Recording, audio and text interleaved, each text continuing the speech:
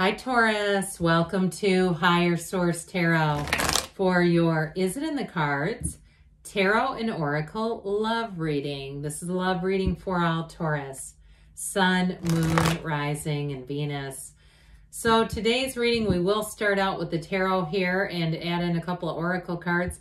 I do post new readings on Friday, then again on Monday. Fridays are always a general reading, so if you're looking for information about money or career, that sort of thing, that'd be a good day to check back.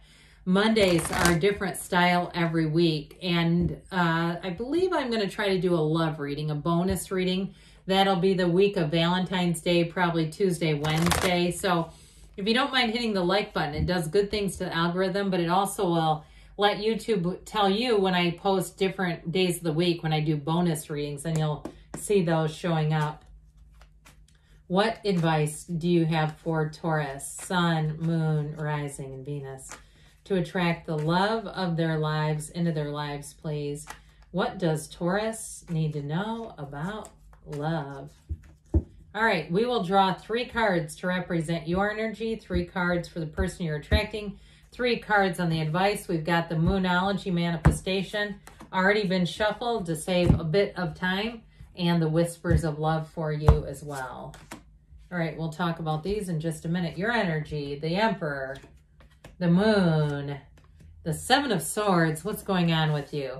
You're attracting the Star, the 10 of Swords, and Temperance. Well, I like that. All right, God, the advice is Judgment, the Ace of Wands, and the Chariot. You got a great love story here. What is going on? Now, you both have that little bit of just a little something in there, all right, with that 7 and 10 of Swords. But they have a great healing energy. So if it is a reconciliation, you've got an apology coming forward, and it is straight from the heart. Now, if it's not that, I feel like the both of you have learned some lessons in love. You have here 6 major arcana. That is significant when we only have 9 cards. You have Cancer, Sagittarius, Aquarius, Aries, and Pisces. And I find this kind of interesting because you've got the first and last card of the zodiac. This one represents Aries. That one represents Pisces. So I feel like there's something about your love story that is coming full circle, or your love life, all right? You've got the first quarter moon in Cancer. Push through any insecurity. So if you have some perhaps reservations about love, or you're starting to question, when am I going to meet somebody? Or how does anyone meet anyone? Or, it just, that sort of feeling of resistance, or like I said, anything, or if there is some insecurity for some reason, if it's something to do with a reconciliation, and you're just concerned, or maybe you have people around you who are building up the concern. That's not usually good, by the way, when others are giving their 2 cents. Be authentic, be real and true to who you are and how you feel. So for some of you too, if there's some unfinished emotional business, you might decide to head straight into it and take care of it so that you can be free. Something about this energy here. If you had a love story or a relationship, love story, that sounds like so dramatic, doesn't it? With the 7 of Swords, something that ended quite abruptly, or even if you got ghosted or something with that 7 of Swords, I do feel like with that, it's an abrupt departure, like somebody sneaking away like a thief in the night. And it might have left you a bit, I heard, confuzzled. Like, what in the hell? Why would you even be involved with me if you're going to do that? That's what I get off of that, like almost annoyed, like, who does that? Well, I do feel like if it left you feeling rather perturbed, they might not be one that you want to tangle with, honestly, because with that moon energy, there may be something that comes out about that. Something gets revealed when you're going to say, oh, yeah, yep, I don't want a second dose of that. And so if there is unfinished emotional business, you may have, I get this feeling of like asking the universe, asking your angels, if you have a departed loved one that you like to talk to, if you meditate and think about them. And there's lots of spiritual guidance around that. But one thing that I've found that I think works is right before I go to bed, and I'm like my own mother. And in my dreams, I swear to God, this woman is giving me guidance. It is almost eerie, okay? So you got to be okay with that, with waking up and like going, holy S, I think I just had some kind of connection. But I do feel like they're trying to tell you something. There's information coming out. So with the Emperor, I feel like they're saying be steady, be strong.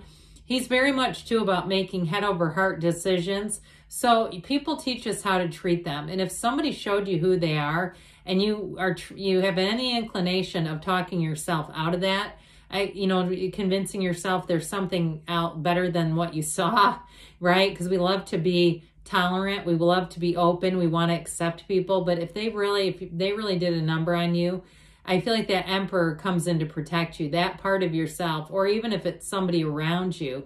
And I know I said people giving you their opinions, but the more we talk about the tarot part, the more it seems like they're pushing against that idea. Like if you do know something or get information that you really can't look beyond, I feel like they're saying don't try to talk yourself into it. Now, I also feel like with the moon energy, for some, it may be about the part of the finishing up and closing the chapter on something that's unfinished is meditate. And even too, if you have a chance to do a little bit of solo travel, that you may find that really uplifts you. It really puts you into a place where you feel confident, strong. You feel like you're yourself again is what I'm getting out of this. Like you feel like you're coming back to center. So if you did have something that knocked you off of your beam a bit, I feel like you're ready to move forward in a relationship. You're ready for love. And I'll tell you what, so is whoever this is. I love it that they have Temperance, and we'll get back to the Ten of Swords, don't worry.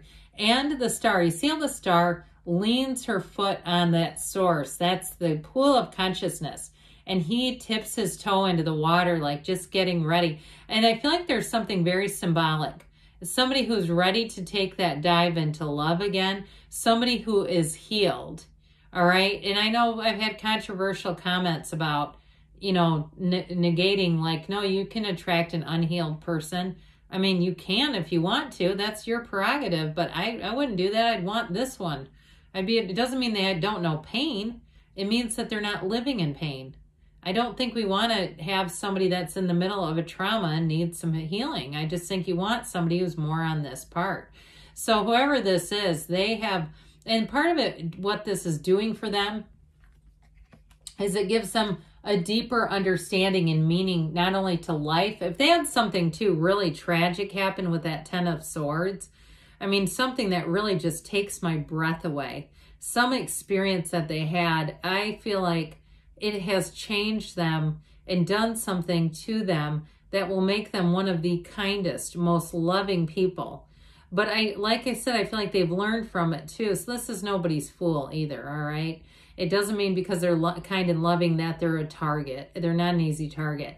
But I do feel like with that Ten of Swords, it feels more like a tragedy around them, like a family tragedy or something like that. They have depth. They have character. And so with the energy of Temperance, this is thriving in change. It's a beautiful healing energy. The Archangel Michael in Temperance comes in to fix and repair situations. So as long as if you are asking about reconciliation, as long as, like I said, you haven't seen something that really bothered you about the other person, like something you really are trying to talk yourself into accepting, as long as you don't have that, then I would say it's possible. But if you really feel like you're talking yourself into something, I just think you've got somebody new here that will not burn you, all right? You won't have it happen again. So with the energy of the Star, it's wish fulfillment. There's something about them too. They have a beautiful field of influence. And you may find that they have a tendency to have interesting situations happen around them where they see things, and they're out and about and they see just interesting and oftentimes kind of weird things around them. But I also feel like too, it's somebody who's helped a lot of people. It may be somebody too who works in a helping profession, or it has something. I even get somebody who owns like rental properties, but they try to help people out and rent them to people who are maybe in a bit of a jam. That sort of thing, or if they have an extra car, they'll let people borrow it and stuff like that, where it's kind of like those day-to-day things, but they like to help other people. Now, I also feel like too, whoever this is, I do feel like they like to get out. They like to go see new things. They're adventurous. Like I said, they're interesting. They're funny. They have like a big, deep laugh. Like, and it could be female too. I don't mean it like deep voice. I mean it like when they laugh, you know they feel it, all right? And I feel like, too, sometimes they laugh to the point where they almost lose their breath, like it catches their breath. So speaking of that, I do feel like whoever this is strong. This is crisp. I mean, you cannot. This is yes, all right? Especially the Chariot. It's somebody, you're coming into a relationship that is so fiercely protected. Not protective, but protected. It's like two people who belong together and nothing would take you apart. I'm telling you what. It's the kind of relationship where there's almost like a force field around you. I see this vision of like this energy around you where it's so strong and so meaningful. And this is the kind of relationship that is a turning point in your life. There is a solid commitment here. It's also, too, with the Chariot, that can be a card of moving or travel. So you may find that you increase your travel experiences with this person. You also, too, may move together, move to a different area if there's somewhere you both dreamed about, or all of a sudden, I get like 6 months into a relationship wanting to move. You might surprise the hell out of everybody around you. With that Ace of Wands, so that is fire. It's passion. It's the two of you connecting in such an immediate and beautiful way.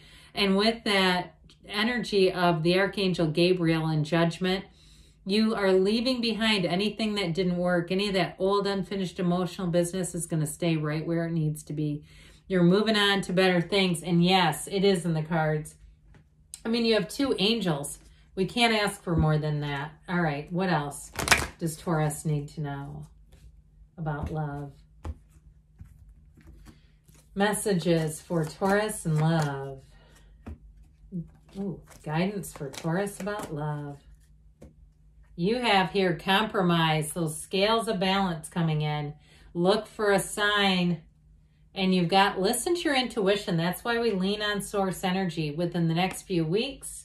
And you've got a yes. Good things are on the way. Yes, it is in the cards, Taurus. I love you, and I'll be back again soon.